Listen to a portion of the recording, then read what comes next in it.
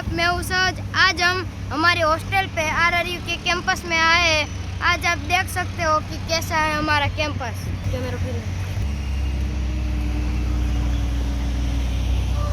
ये हमारी hostel building है। तो गाइज हम हमारा स्कूल बिल्डिंग का एंट्री गेट दिखा रहे हैं। ये आप देख सकते हो, और जो सामने बिल्डिंग देख रहे हो आप, वो हमारा स्कूल बिल्डिंग है। तो अभी हम हमारे हॉस्टल बिल्डिंग पे जाएंगे, देखेंगे। आप देख सकते हैं कि ये हॉस्टल बिल्डिंग है। मेरे जितने कितने बच्चे इकट्ठे हुए।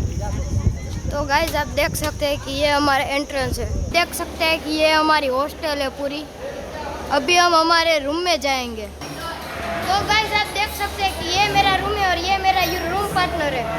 आप देख सकते हैं कि ये मेरा पूरा रूम है। ये मेरा बेड है। यहाँ से मेरा पूरा कैंपस दिख रहा है, आप देख सकते हो।